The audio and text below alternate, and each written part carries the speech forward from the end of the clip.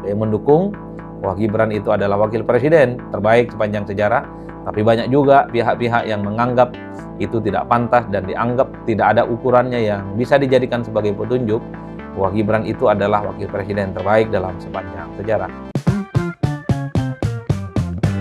Bismillahirrahmanirrahim. Assalamualaikum warahmatullahi wabarakatuh. Kali ini saya mau bicara tentang pernyataan politisi PSI, Ade Armando, yang mengatakan bahwa Gibran Rakabuming Raka, Wakil Presiden Republik Indonesia saat ini adalah wakil presiden yang terbaik sepanjang sejarah.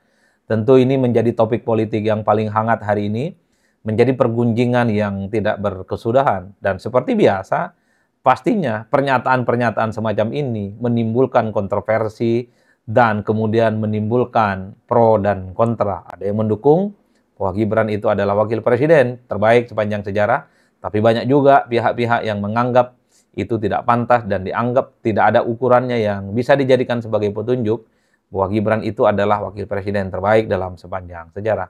Dalam konteks itulah kemudian saya tertarik untuk bicara itu. Sebenarnya kalau kita teliti satu persatu ya, minimal untuk mendalami kira-kira apa argumentasi Ade Armando yang bisa dijadikan sebagai petunjuk untuk melihat sekaligus bisa dijadikan sebagai ukuran untuk menyebut Gibran itu sebagai wakil presiden terbaik dalam sepanjang sejarah. Secara eksplisit memang tidak ada ya argumen-argumen itu.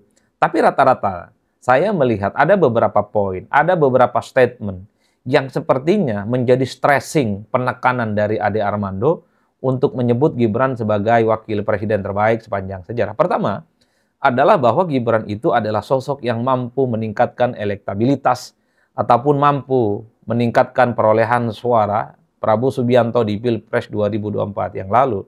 Sepertinya bagi Ade Armando, kehadiran Gibran sebagai calon wakil presiden berdampingan dengan Prabowo Subianto sebagai salah satu kunci bagaimana pasangan Prabowo dengan Gibran itu mampu meningkatkan elektabilitas dan mampu mengunci kemenangan Pilpres dengan memperoleh dukungan 58%. Itulah yang disebut oleh Ade Armando.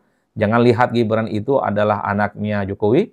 Jangan lihat Gibran itu dan dikait-kaitkan terkait dengan politik kekeluargaan. Tapi lihatlah Gibran itu adalah sebagai calon wakil presiden yang mampu meningkatkan elektabilitas Prabowo ketika berkompetisi dalam Pilpres 2024. Itu yang saya lihat adalah argumen yang pertama yang sepertinya digunakan oleh Ade Armando untuk melihat bagaimana seorang Gibran itu adalah wakil presiden yang terhebat versi Ade Armando. Nah, yang kedua adalah penilaian Ade Armando di mana Gibran itu mampu memanfaatkan media sosial bagi Gibran untuk menyampaikan visi misi, gagasan-gagasan besarnya terkait dengan bagaimana membangun Indonesia di masa-masa yang akan datang. Betul kalau itu yang disampaikan.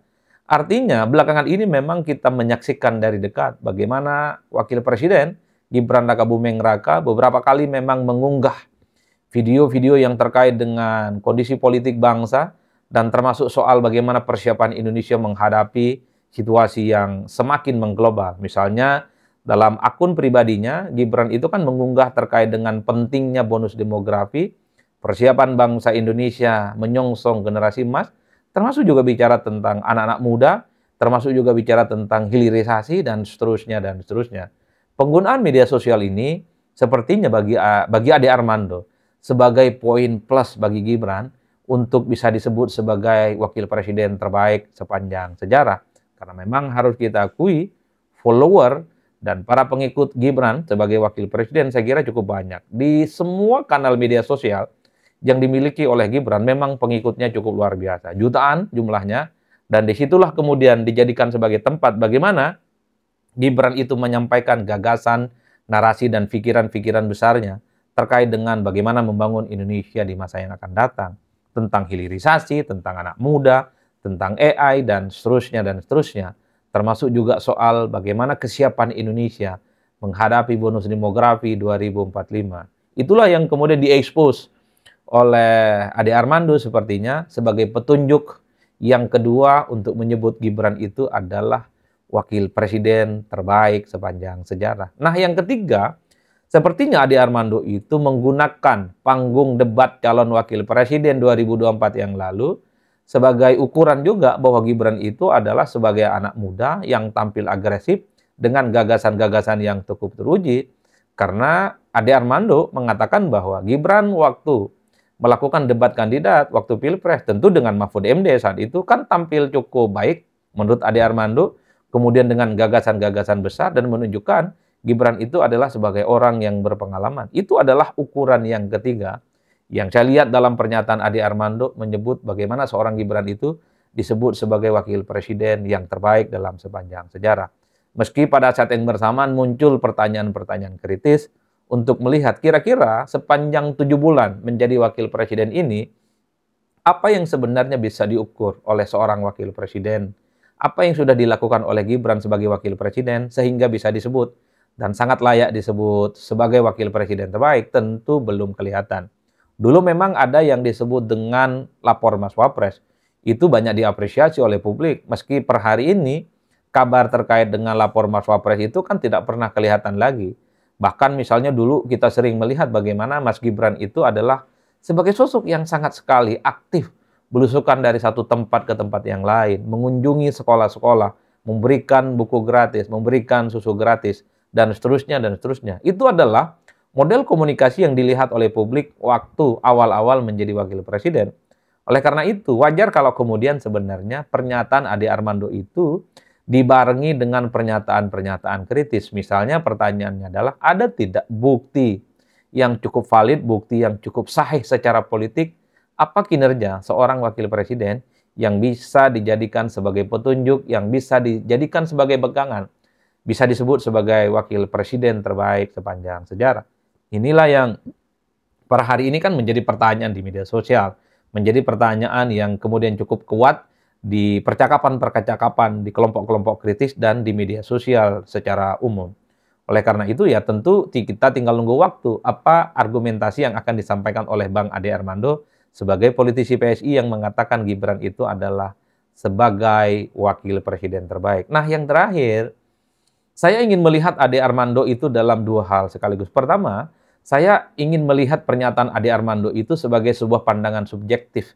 Karena selama ini memang harus kita akui, sejak awal memang Ade Armando itu memang memiliki pandangan-pandangan yang cukup positif, termasuk dukungan-dukungan yang cukup positif kepada Gibran ketika tampil dalam pentas politik nasional.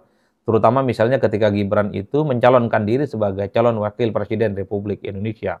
Sejak saat itu memang kalau kita mendengarkan statement-statement pernyataan Bang Ade Armando, secara umum memang selalu positif dan memberikan apresiasi yang cukup luar biasa terkait dengan segala hal, tingkah, pola, perilaku, dan statement-statement yang selalu keluar dari seorang Gibran Rakabuming Raka. Dalam konteks itu, ini tentu adalah pernyataan subjektif yang saya kira memang tidak bisa dilepaskan dari posisi Ade Armando sebagai politisi yang memang cukup identik dan memberikan dukungan secara total kepada Gibran.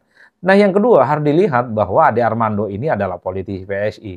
Kita tahu bahwa PSI itu adalah partai politik yang paling identik dengan Gibran. Jadi ketika Gibran mulai bersih tegang, ketika mulai terjadi kegaduhan dengan PDIP, partai asal di mana Gibran tumbuh dan besar, PSI adalah sebagai partai politik yang menurut saya memang paling terdepan. Selalu pasang badan memberikan dukungan politik secara total kepada Gibran, memberikan dukungan-dukungan secara penuh, memberikan apresiasi dan komentar-komentar positif terkait dengan segala apapun yang terkait dengan pernyataan Gibran dan perilaku-perilaku politiknya. Jadi oleh karena itu wajar kalau kemudian pernyataan Ade Armando itu oleh publik menimbulkan kontroversi dan pro dan kontra. Tapi bagi saya ingin menyikapinya bahwa pernyataan Ade Armando itu harus diletakkan dalam konteks karena beliau, Ade Armando, adalah secara personal, secara subjektif, dan secara kepartaian memang cukup dekat dengan Gibran. Wajar kalau kemudian pandangan-pandangannya cukup positif, wajar kalau kemudian selalu memberikan apresiasi setinggi langit kepada apapun yang sudah dilakukan oleh Gibran Rakabuming Raka. Meski di seberang yang lain banyak pertanyaan-pertanyaan kritis, kalau Gibran disebut sebagai wakil presiden terbaik sepanjang sejarah, itu artinya Gibran itu lebih baik dari Yusuf Kalla yang pernah jadi wakil presidennya SBY, yang pernah juga jadi wakilnya Pak Jokowi. Itu artinya kalau Gibran disebut sebagai wakil presiden terbaik, itu artinya Gibran tentunya lebih baik dari Kiai Ma'ruf Amin, terbaik juga dari Pak Budiono sebagai wakil presidennya Pak Jokowi beberapa waktu yang lalu. Itu kan pertanyaan-pertanyaan yang muncul di publik. Oleh karena itu, bagi saya, di akhir sebuah percakapan ini, saya ingin katakan bahwa pernyataan Ade Armando itu tentu tidak bisa dilepaskan posisi Ade Armando sebagai politisi PSI, dan secara personal memang cukup positif kepada Gibran. Itulah yang saya sebut sebagai preferensi personal dan posisi politik yang memang tidak bisa dilepaskan. Meski pada saat yang bersamaan tentu kita tidak bisa menutup mata, di luar PSI, di luar Bang Ade Armando, pastinya banyak pihak yang tidak terima. Oh, itu adalah pernyataan-pernyataan yang tidak terukur, karena sampai detik ini misalnya tidak ada ukuran yang bisa dijadikan sebagai pegangan bahwa wakil presiden saat ini kinerjanya itu terbaik dan bisa dibandingkan dengan wakil-wakil presiden sebelumnya. Ada juga yang mengatakan bahwa terlampau dini, baru 7 bulan kok jadi wakil presiden, kok sudah disebut sebagai wakil presiden terbaik sepanjang sejarah. Banyak juga yang mengatakan bahwa ini Ade Armando adalah pernyataan-pernyataan yang sangat simplistis, menyederhanakan persoalan bahwa Gibran itu terbaik di antara yang lain.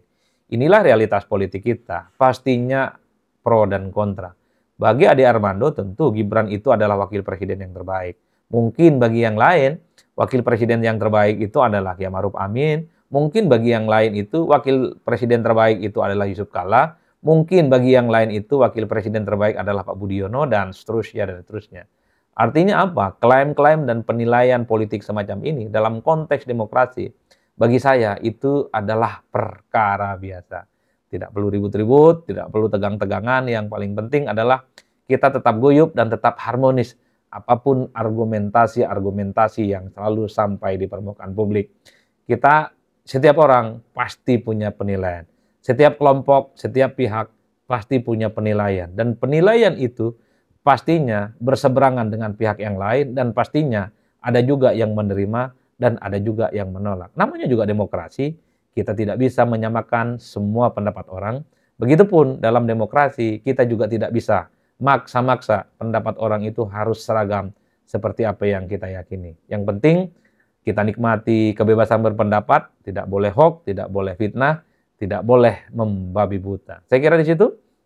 Salam politik Syaun, pastinya mantap semantap-mantapnya. Bagaimana menurut Anda semua? Apakah Gibran Rakabuming Raka itu sangat layak dan bisa disebut sebagai wakil presiden terbaik sepanjang sejarah, ataukah sebaliknya? Penilaian tentu ada di tangan Anda masing-masing. Wassalamualaikum warahmatullahi wabarakatuh.